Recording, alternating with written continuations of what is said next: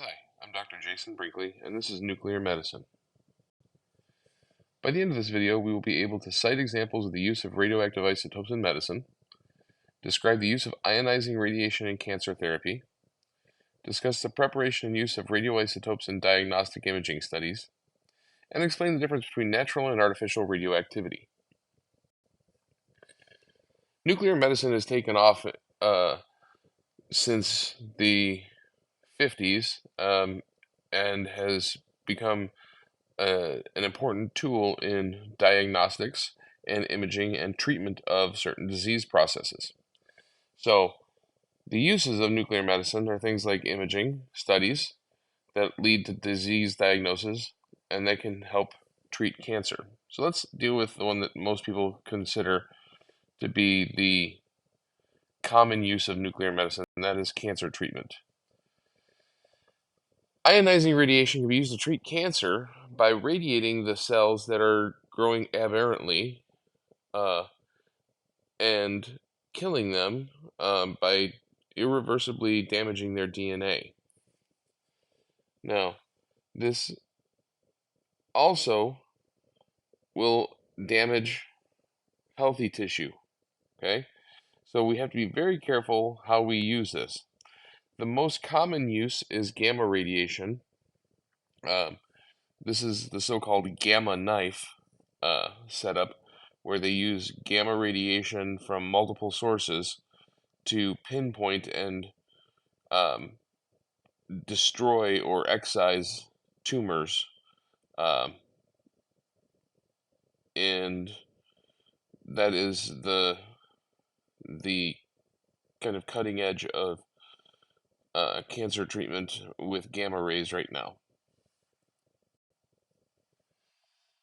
But by far more common is the use of tracers in imaging. Tracer isotopes allow us to visualize different parts of the body better. So, for example, if I want to study the thyroid, I might use iodine-131, which is a radioactive isotope of iodine that gets taken up by the thyroid just like regular iodine. And that's the key, is these tracer isotopes, you have to remember their chemistry is exactly the same as normal non-tracer isotopes. That the chemistry in the body is going to behave exactly the same as it would if it was not a radioactive substance. But we can use the radioactivity to take pictures. So for example, technetium-99 metastable can be used to visualize the kidneys here in blue. We can also use it for disease diagnosis. So for example, bone cancer and bone deformities often are studied with technetium-99 metastable, which they use to incorporate into the bone tissue using a phosphate um, of technetium. And then thallium-201 is used in cardiovascular studies, the so-called stress test, and also used for uh, imaging when doing stent placement. And then pulmonary disease can use the gas xenon-133 to help pinpoint things like COPD and chronic lung diseases.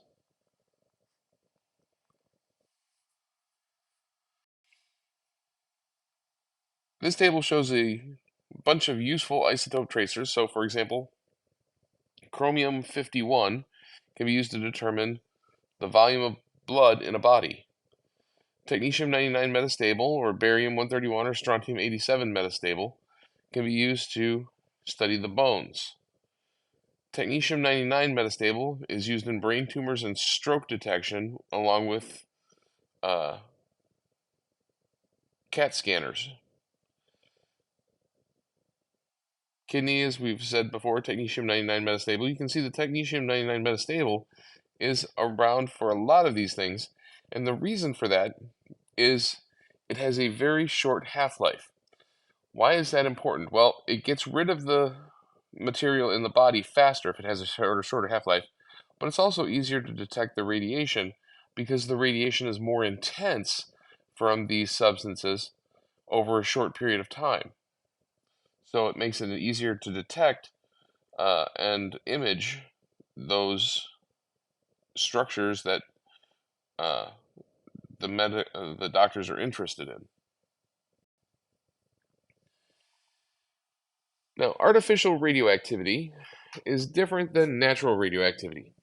Natural radioactivity comes from naturally occurring isotopes, but artificial radioactivity is when we take a stable nucleus and we make it unstable by collision with other particles, either in a cyclotron or a nuclear reactor. A cyclotron is just a device that speeds up particles to really, really fast speeds and allows you to smash them together. There is a cyclotron in Batavia, Illinois, um, underneath the ground, known as Fermilab. Okay, um, so for example, if we wanted to study the liver, we can use gold 198. Well, gold 198 is made from the collision of gold, regular gold, with a neutron. The neutron gets captured by the gold and becomes 198 gold. Or Hodgkin's disease uses gallium-67, and we can add a proton to zinc to make gallium-67.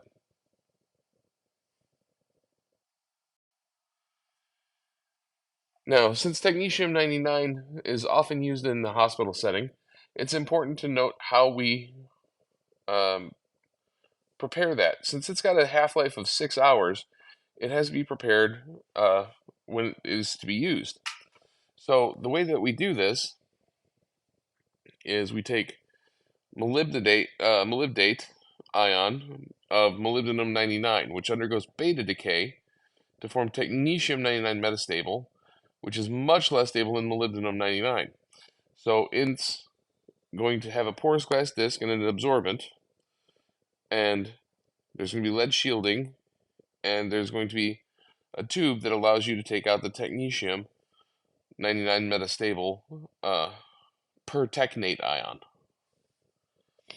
I hope you've enjoyed this little foray into nuclear medicine, and I look forward to seeing you in the next video.